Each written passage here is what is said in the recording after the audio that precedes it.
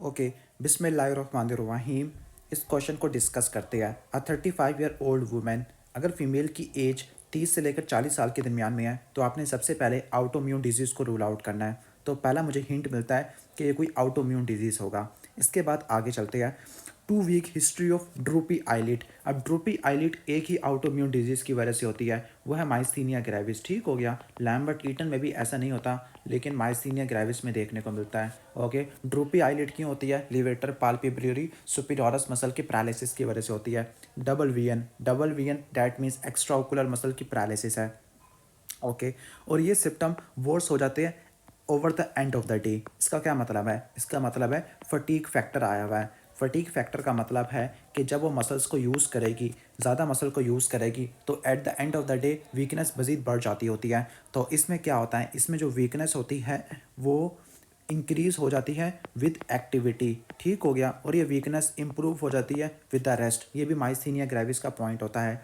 Okay, और सबसे ज़्यादा वीकनेस जब होती है जब वो दिन का सारा काम कर लेती है। फिजिकल एग्जामिनेशन के अंदर बायलैटरल टोसिस है और difficulty in sustaining upward gaze है। In short extra ocular muscle की पैरालिसिस हो गया है। तो मोस्ट प्रोबेबली डायग्नोस क्या होगा? Most probably diagnosis is myasthenia gravis. और माइस्थीनिया ग्रेविस में एसिटाइल कोलिन का जो रिसेप्टर होता है, न्यूरो ट्रांसमीटर, उसके खिलाफ एंटीबॉडी बन जाती होती है। तो बेस्ट आंसर क्या होगा? आपका अल्फ़ा हो जाएगा। ओके, अब इसकी एक्सप्लेनेशन वगैरह पढ़ लेते हैं। तो पेशेंट को माइस्थीनिया ग्रेविस है और इस पेशेंट में टॉसिस होती है, डबल वीएन होती है, डिसआर्थरिया होता है क्योंकि जो आपके लैरिंजियल मसल है उसकी भी वीकनेस हो जाती है। डिस्फेजिया होता है और प्रोक्सिमल मसल की वीकनेस होती है। ये वीकनेस काम करने से बढ़ जाती है और रेस्ट लेने से इम्प्रूव कर जाती है। अब डिजीज़ के मैकेनिज्म पे चलते हैं। जो माइस्थीनिया ग्रेविस होता है आउटोम्यून डिजीज़ है। दैट इज़ वाई 30 से लेकर 40 साल वाली फीमेल में होगा। इसमें जो एंटीबॉडीज़ होती है असीटाइल कोलिन के रिसेप्टर को टारगेट करती है।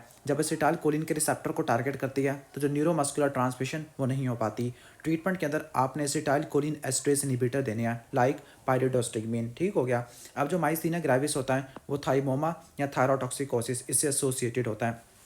बाकी ऑप्शन को देख लेते हैं। एक ऑप्शन था antibody against the voltage gated calcium channel. अब ये जो डिजीज़ होता है ये लैम्बर्ट ईटन माइस्थेनिक सिंड्रोम होता है। Lambert Eaton myasthenic syndrome. अब ये लैम्बर्ट ईटन पैरान्यूप्लास्टिक डिजीज़ होता है, स्मॉल सेल लंग कैंसर के साथ एसोसिएटेड होता है। जो स्मॉल सेल लंग कैंसर होता है वो क्या करवाता है? वो सिंड्रोम ऑफ इनअप्रोप्रिएट एडीएच करवाता होता है।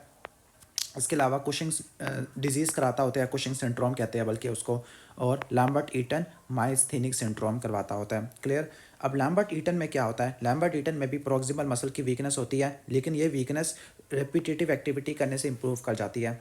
अगला ऑप्शन है antibodies against the damage to the CNS myelination. तो ये जो डिजीज़ है इसको बोलते हैं मल्टीपल स्क्लेरोसिस। ठीक हो गया। मल्टीपल स्क्लेरोसिस में भी बहुत सारी न्यूरोलॉजिकल फाइंडिंग होती है। अपर मोटर न्यूरॉन लीगन होती है, सेरिबेरम लीगन होती है, लिम्ब की वीकनेस होती है, ऑप्टिक न्यूराइटिस होता है, पैरेस्थीसिया होता है और यूरिनरी रिटेंशन होती है। यानी अपर मोटर न्यूरॉन लीगन आपको देखने को मिलती है। Okay, upper motor neuron ligand plus sensory आपको देखने को मिल सकता है, सेंसरी प्रॉब्लम देखने को मिल सकता है, और साथ में आपका क्या आ जाता है? आपका सेरिबेलम में प्रॉब्लम आपको देखने को मिल सकता होता है। नेक्स्ट ऑप्शन है आपका immune cell damage to the skeletal muscle. Okay, तो जो immune cell damage to the skeletal muscle है ये ऑप्शन होता है पोलीमायोसाइटस का। जो पोलीमायोसाइटस होता है इसमें भी प्रॉक्सिमल वीकनेस होती है, लेकिन सिमेट्रिकल मसल की वीकनेस होती है, पेन भी होता है, खासतौर पर शोल्डर का, हिप का और एब्डोमेन का। लास्ट ऑप्शन आपका immune cell damage of peripheral nervous system. तो ये आपका होता है जीबी सिंड्रोम। ओके, तो जीबी सिंड्रोम में क्या होता है? जीबी सिंड्रोम में ये वायरल इन्फेक्शन की हिस्ट्री होती है और बायलैटरल असेंडिंग पैरालिसिस देखने को मिलती है। This was all about myasthenia gravis.